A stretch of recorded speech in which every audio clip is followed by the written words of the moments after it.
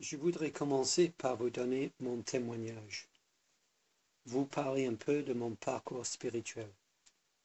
Non pas parce que mon expérience est importante, mais parce que l'enseignement que je vais présenter dans ce message a changé ma vie. Cette doctrine a changé ma façon de voir Dieu et donc de comprendre le monde.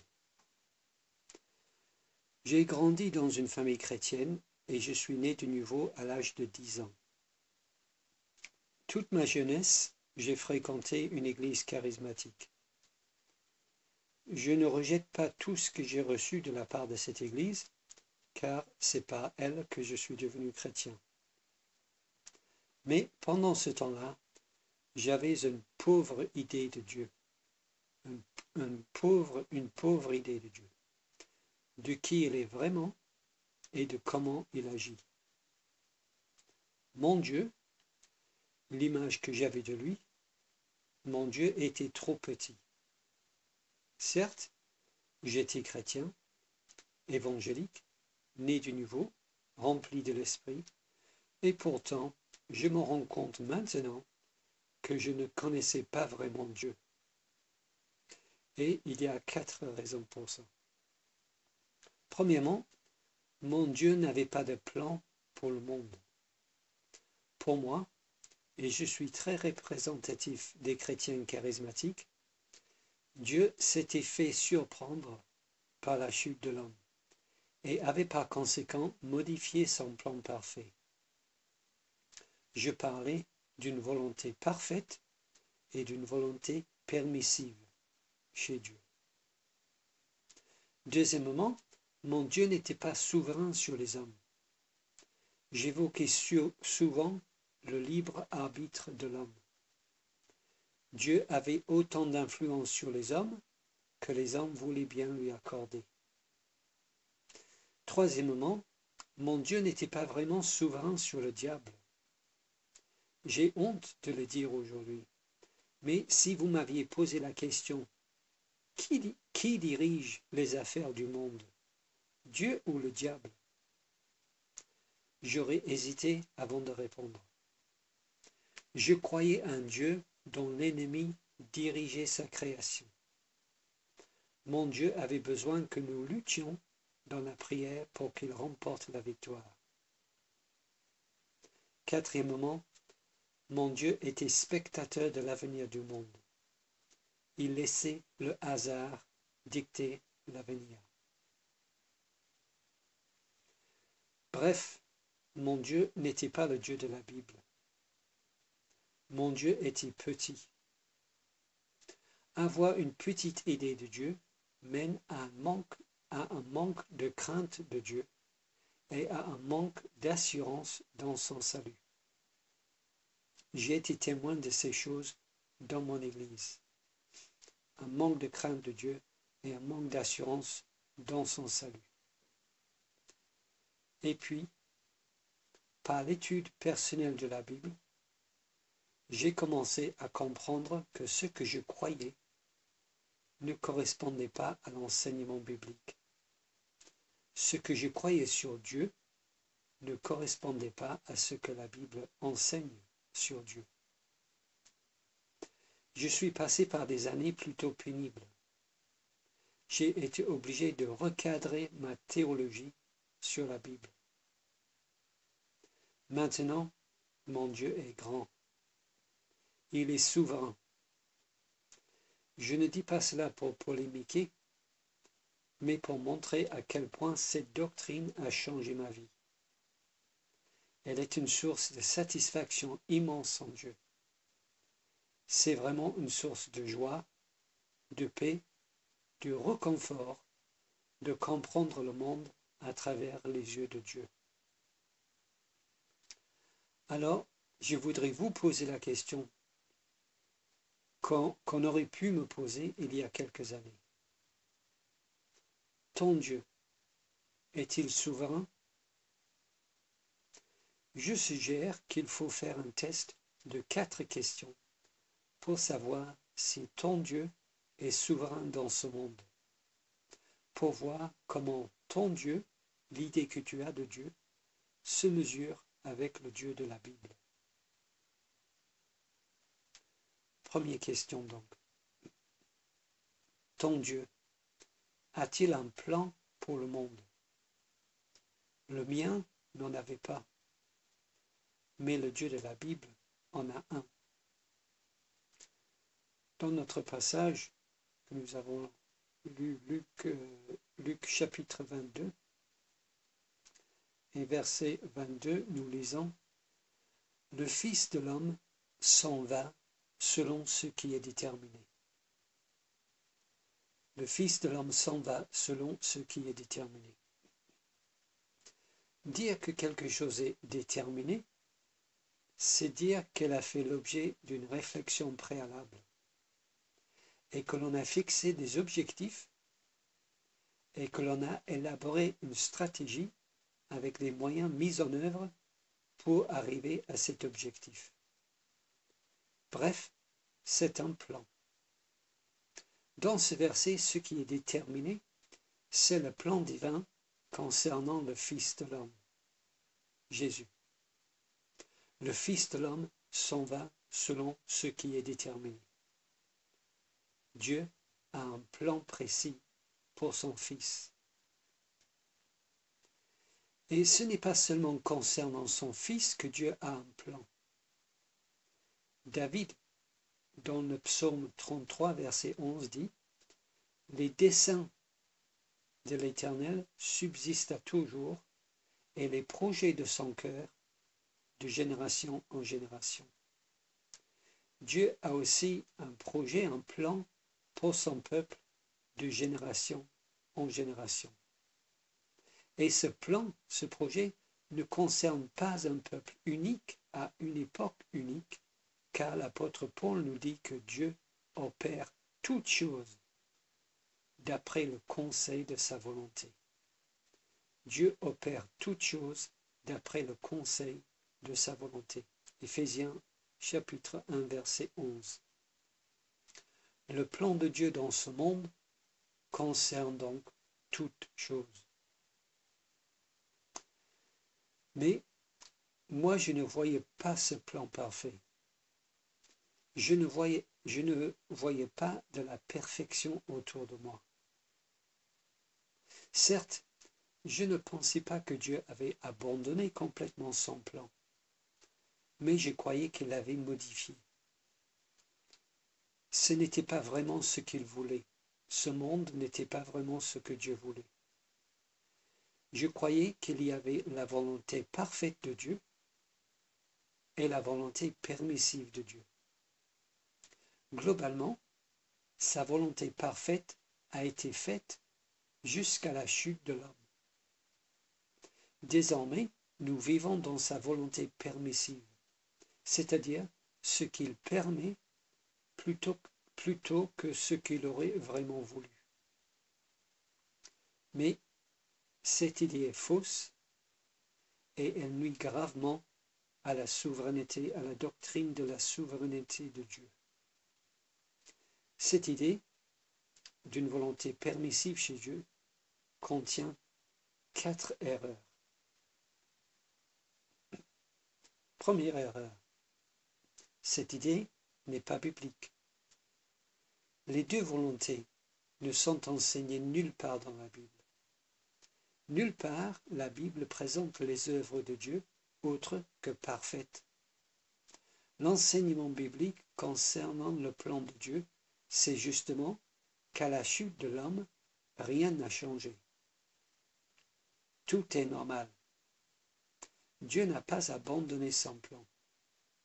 Il ne s'est pas fait déborder par le péché d'Adam. Il n'est pas inquiet par ce qui se passe.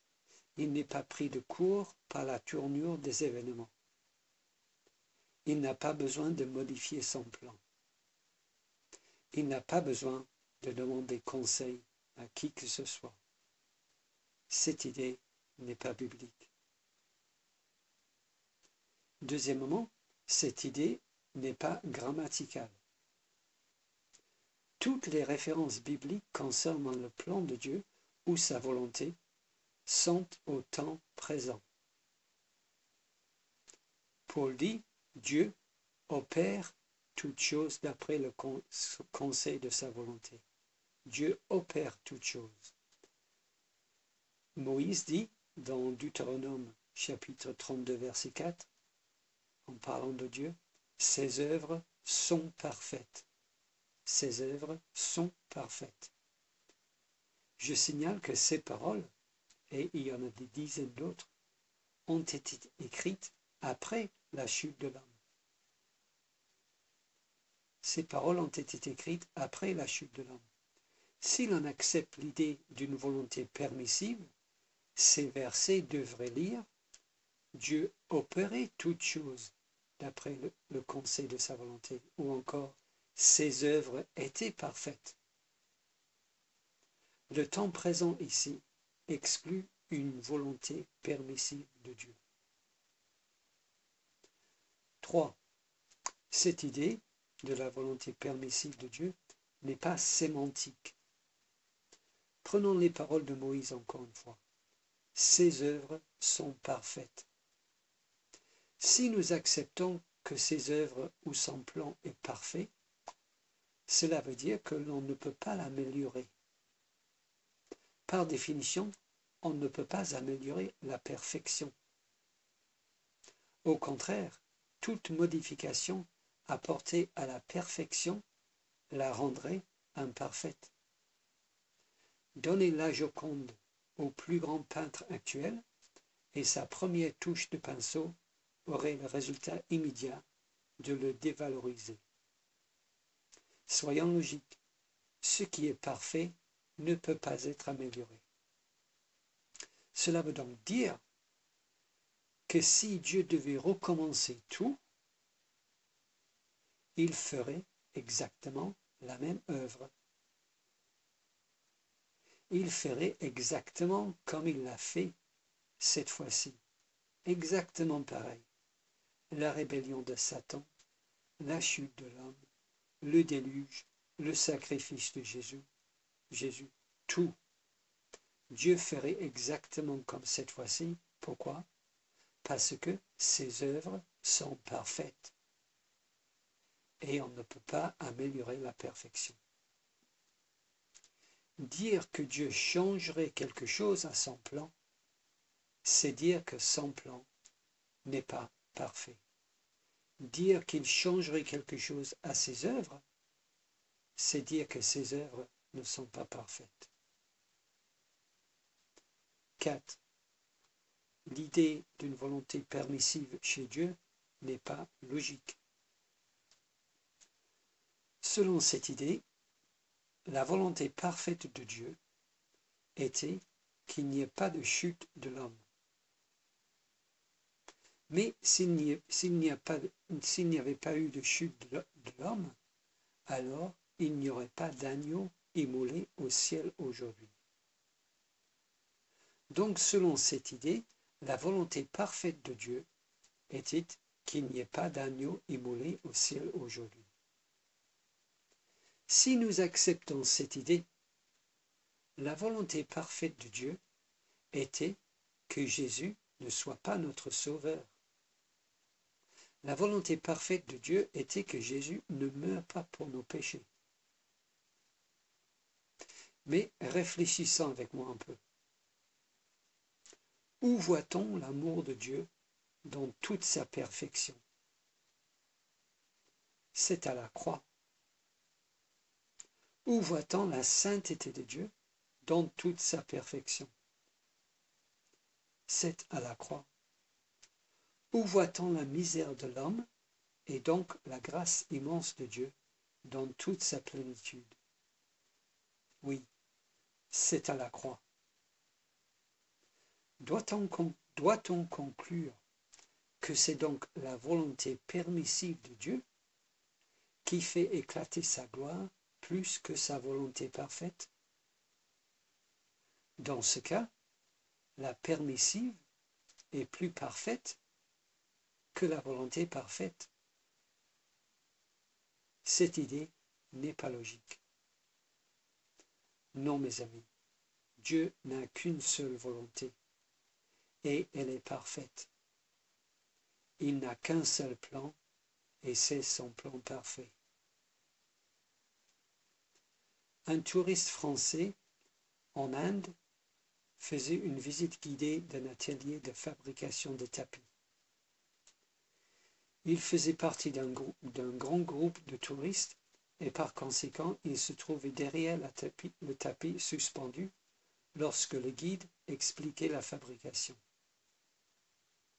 Ce dernier ne tarissait pas d'éloges sur ce magnifique tapis, alors que tout ce que le touriste voyait étaient des fils dans tous les sens, des bouts de fils de couleurs différentes, coupés par-ci et par-là, et des nœuds, etc. Et il ne trouvait pas cela très beau. Par contre, quand son groupe a avancé, le touriste a pu passer devant le tapis. Et là, il a découvert en effet un magnifique tapis aux couleurs harmonieuses. Lorsque nous regardons l'œuvre de Dieu avec les yeux humains, nous voyons un spectacle plutôt désordonné. Par contre, lorsque nous regardons avec les yeux de la foi, nous passons devant le tapis, et là nous voyons quelque chose de beau et d'harmonieux. Dieu a un seul plan. Son plan est parfait. Nous vivons dans le plan de Dieu, et son plan existe depuis l'éternité. Il est en train de l'exécuter dans toutes les générations et dans tous les détails.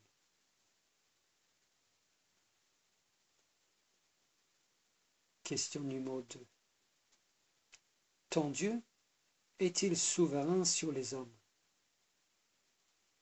Mon Dieu ne l'était pas, mais le Dieu de la Bible l'est. Proverbe 16, verset 9 dit « Le cœur de l'homme médite sa voie, mais c'est l'Éternel qui dirige ses pas. » L'homme prévoit, l'homme organise, l'homme programme, mais c'est la volonté de Dieu qui s'accomplit. Dieu est donc souverain sur les hommes. D'ailleurs, le contraire serait un contresens. Imaginons un roi auquel ses sujets n'obéissent pas. Imaginons un patron d'entreprise que l'on présente comme étant plein d'autorité. C'est juste que ses employés font ce qu'ils veulent. C'est absurde. Parler d'un Dieu souverain et en même temps des hommes qui ne sont pas sous son contrôle est contradictoire. Soit Dieu est souverain sur les hommes, soit il n'est pas souverain du tout. Regardons le cas de Nebuchadnezzar. Il était le roi de Babylone environ 600 ans avant Jésus-Christ. C'était un roi très puissant. Son empire s'étendait de la Turquie, en passant par l'Égypte, jusqu'en Iran. C'était aussi un roi impie. Son dieu était Baal, dont il a construit le temple à Babylone. D'ailleurs, ce n'est pas pour rien que la ville de Babylone est synonyme de péché et de débauche dans la Bible. Nebuchadnezzar, ce roi impie, a conquis Israël et il a pillé Jérusalem et a amené le peuple en captivité à Babylone. C'était pour les Israéliens une catastrophe. Cet événement, cette catastrophe a donné lieu au livre des Lamentations de Jérémie. Dieu était-il incapable de sauver son peuple? Nebuchadnezzar avait-il déjoué le plan de Dieu? Que dit la Bible sur ce roi méchant? Dans Jérémie chapitre 27, verset 6, nous lisons « Maintenant, je livre tous ces pays entre les mains de Nebuchadnezzar, roi de Babylone, mon serviteur. » Maintenant, je livre tous ces pays entre les mains de Nebuchadnezzar, roi de Babylone, mon serviteur. Ce roi païen a envahi Israël et a amené le peuple prisonnier, et il est décrit ici comme le serviteur de Dieu. Un serviteur, c'est celui qui fait ce que tu veux, quand tu le veux, sans que tu lui demandes la permission. Et ce serviteur-là, Dieu l'a utilisé pour exécuter son plan. Comme dit le proverbe, le cœur du roi est un courant d'eau dans la main de l'Éternel. Il l'incline partout où il veut. Proverbe 21, verset 1. Même sur les rois impies, Dieu est souverain. Revenons donc à notre passage dans Luc. De Judas Iscario, il est écrit: le Fils de l'homme s'en va selon ce qui est déterminé, mais malheur à l'homme par qui il est livré. Verset 22. Le Fils de l'homme s'en va selon ce qui est déterminé signifie que c'était le plan de Dieu que Judas livre Jésus. Judas devait trahir Jésus. C'était écrit. D'ailleurs, en lisant le psaume 41, verset 10, nous voyons que c'était écrit dans le détail. Ici encore, nous voyons la souveraineté de Dieu sur les hommes. Les hommes font avancer son plan, même s'ils n'en sont pas conscients. Mais ce n'est pas fini. Le verset dit autre chose sur Judas. Mais malheur à l'homme par qui il est livré.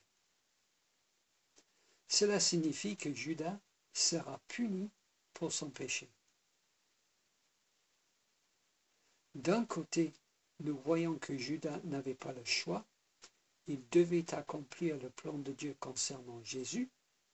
Le Fils de l'homme s'en va selon ce qui est déterminé. Et de l'autre côté, nous voyons que Judas sera jugé pour ce qu'il a fait.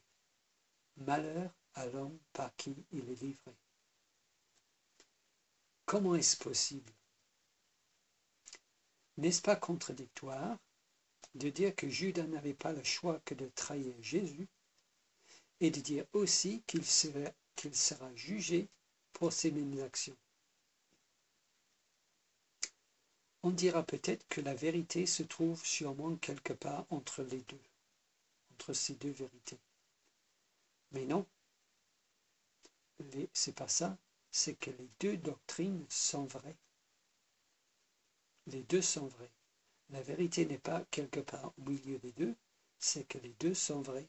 La Bible enseigne la souveraineté de Dieu et la responsabilité de l'homme, et la Bible ne se contredit pas.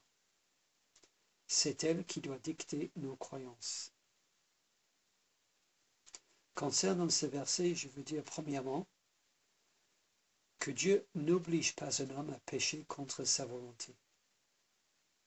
Soyons clairs, Judas faisait ce qu'il voulait. Si on avait pu l'arrêter à l'instant où il partit pour trahir Jésus, pour lui demander de réfléchir sur ce qu'il faisait, Judas nous aurait envoyé promener. Il nous aurait dit: fiche-moi la paix. Je sais ce que je fais et c'est bien cela que je vais faire. Deuxièmement, je veux dire sur ce verset que ce qui fait que l'homme est responsable devant Dieu n'est pas, comme certains le disent, parce que l'homme est libre. L'homme est responsable devant Dieu parce que Dieu a dit qu'un jour, il lui rendra compte. Ceci est important à comprendre.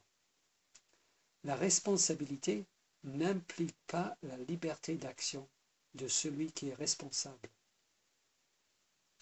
La responsabilité implique qu'une personne d'autorité tient une personne inférieure responsable pour ses actions. Autrement dit, je suis responsable pour mes péchés, non pas parce que je suis libre, car j'aurais pu être libre et ne jamais en rendre compte, mais je suis responsable pour mes péchés parce que mon Créateur a dit qu'un jour, il exigera de moi des comptes. C'est aussi simple que ça. Je suis responsable de mes péchés, car Dieu a dit qu'un jour je lui rendrai compte de mes actions.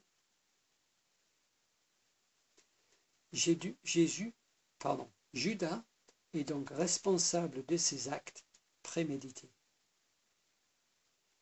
Judas est responsable de ses actes prédéterminés. Il fait la volonté de Dieu en faisant ce qu'il veut. Dieu est donc souverain sur les hommes.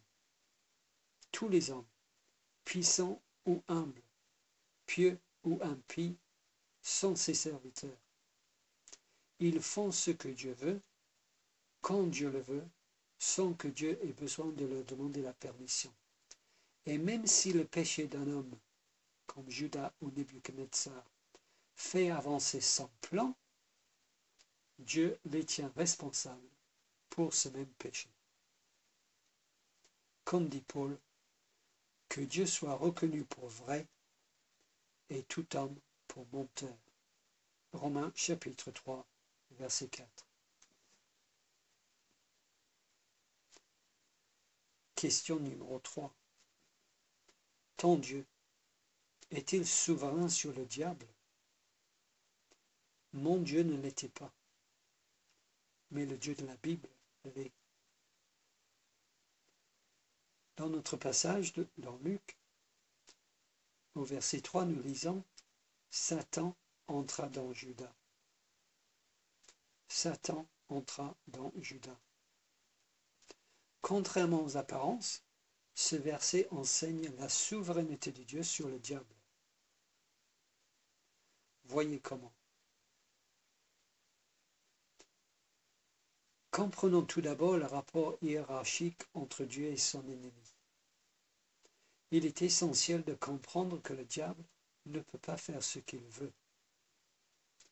L'exemple de Job nous le prouve. Dans le livre de Job, nous apprenons que Dieu attire l'attention du diable sur Job. Dieu se vante de son serviteur exemplaire. Mais le diable doute de la sincérité de Job et suggère que s'il pouvait lui nuire, Job maudirait Dieu. Alors Dieu lui dit, voici tout ce que lui appartient, je te le livre. Seulement, ne porte pas la main sur lui. Et effectivement, le diable s'attaque à Job, mais sans le toucher physiquement.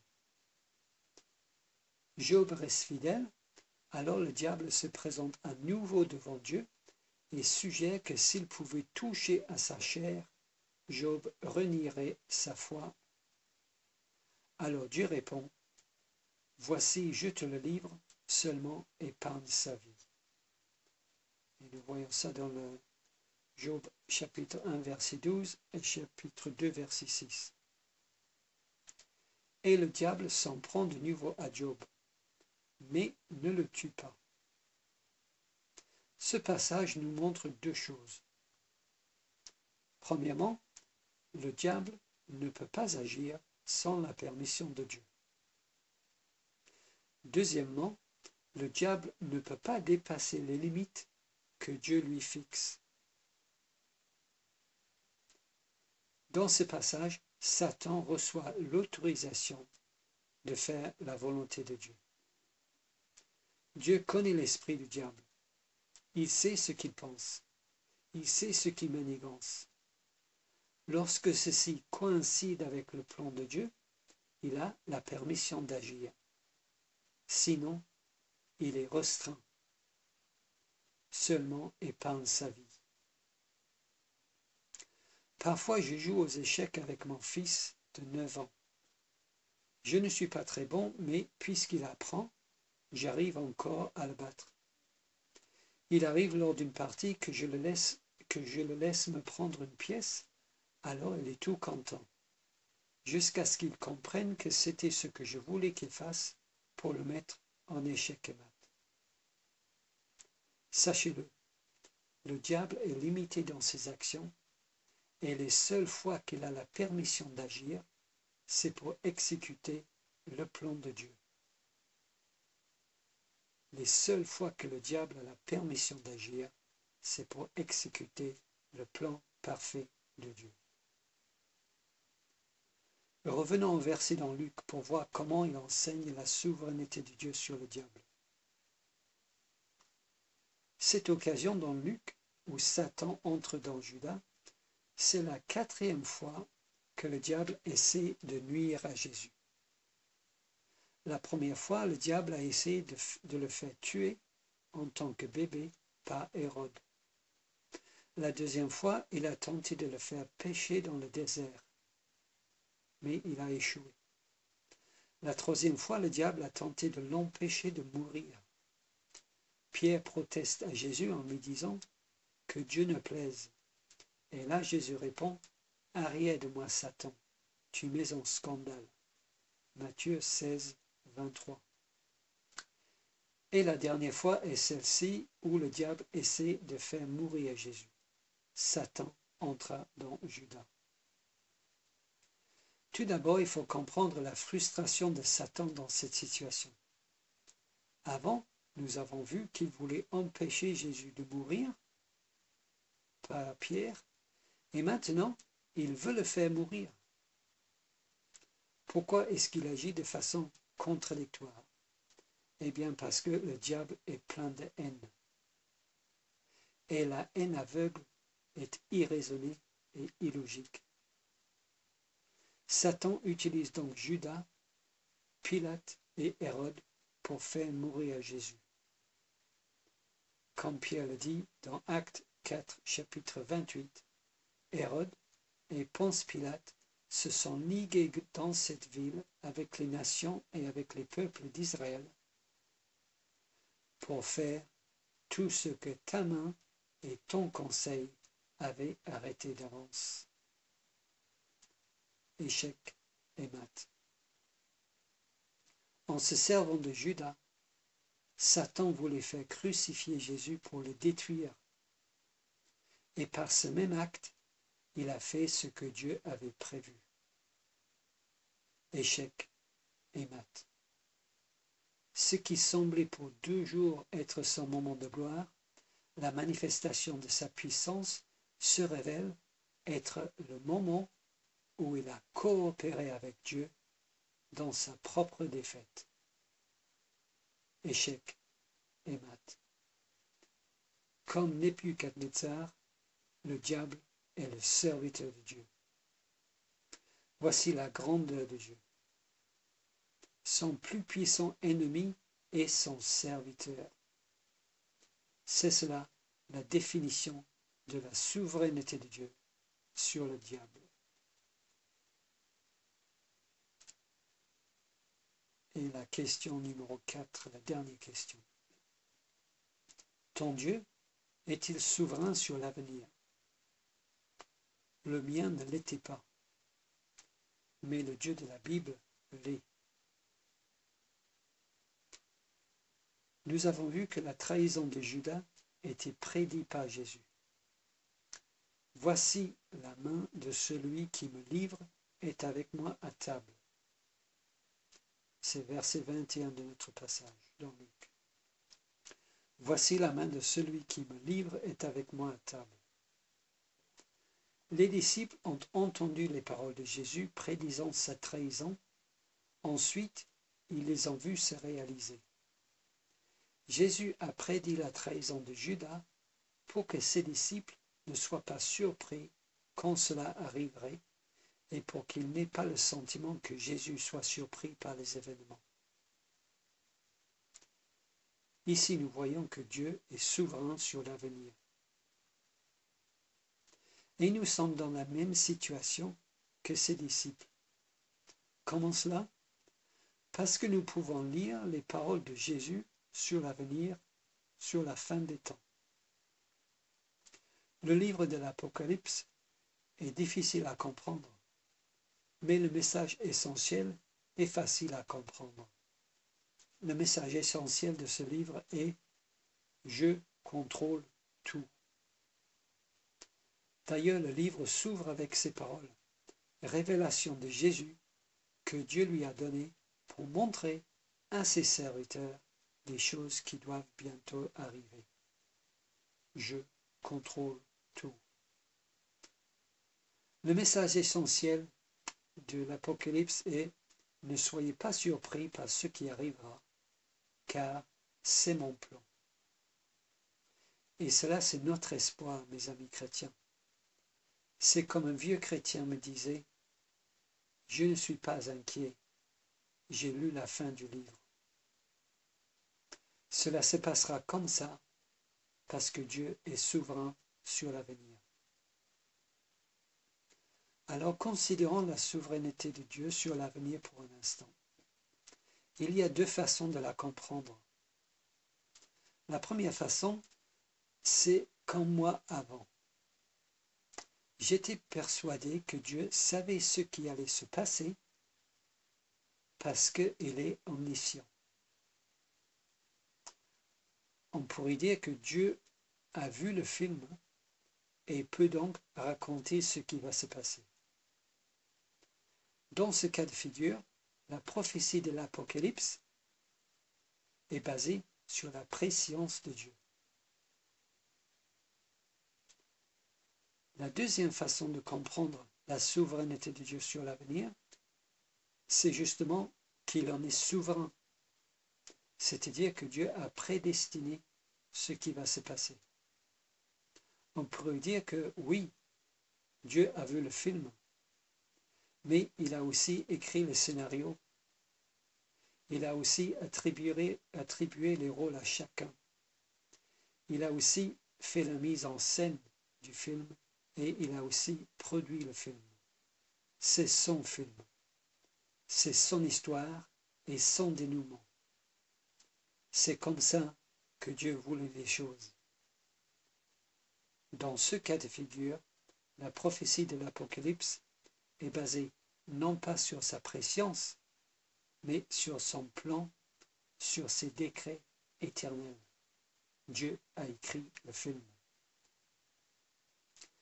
Je suggère que c'est cette deuxième façon qui est la seule façon d'envisager la souveraineté de Dieu sur l'avenir. Si vous dites que tout n'est pas prédestiné, alors j'ai une question importante pour vous. Peut-on changer le plan de Dieu? Judas pouvait-il ne pas trahir Jésus?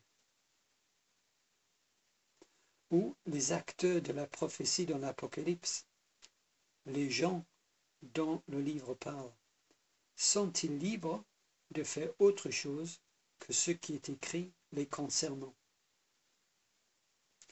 Il y a deux réponses possibles à cette question. Si on répond oui, ils ont le libre arbitre. Ils peuvent faire donc autre chose que ce qui est écrit, même si c'est écrit qu'ils ne se repentiront pas, il se peut qu'ils se repentissent car ils sont libres. Si vous dites cela, cela signifie que cette prophétie de l'Apocalypse n'est pas fiable. Cela signifie que cette prophétie peut échouer. Affirmer cela, c'est affirmer par le même que la Bible n'est pas infaillible et donc pas la parole de Dieu. Je vous laisse la responsabilité de vos convictions. Par contre, si vous répondez comme moi, non, ces personnes doivent faire ce qui est écrit, ils n'ont pas le choix, alors vous affirmez avec moi la prédestination de toutes choses. Et ainsi vous alignez sur l'enseignement biblique, car il est écrit dans Apocalypse chapitre 17, verset 17, ces paroles. en parlant de ces gens dans l'Apocalypse. Car Dieu a mis dans leur cœur d'exécuter son dessein. Car Dieu a mis dans leur cœur d'exécuter son dessein, un même dessein, et de donner leur royauté à la bête, jusqu'à ce que les paroles de Dieu soient accomplies. C'est son film. Les acteurs doivent jouer le rôle qu'il leur a attribué. C'est ça, sa souveraineté sur l'avenir. Dieu en est le garant. Donc je conclus ce message sur la souveraineté de Dieu. Voici notre Dieu. Il est grand et il est puissant. Il est le roi souverain dans ce monde. Il est souverain dans l'exécution de son plan parfait sur la terre. Il est souverain sur tous les hommes. Ils sont tous ses serviteurs. Il est souverain sur le diable. Quand le diable fait son pire, il exécute la volonté de son Créateur. Et il est souverain sur l'avenir. Ce n'est pas seulement qu'il sait ce qui va se passer, mais qu'il l'orchestre. Et je finis avec les paroles de David dans 1 Chronique chapitre 29, versets 10 à 13. David bénit l'Éternel en présence de toute l'assemblée.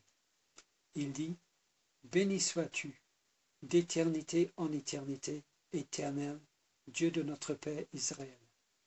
À toi, Éternel, la grandeur, la force et la magnificence, l'éternité et la gloire, car tout ce qui est au ciel et sur la terre t'appartient.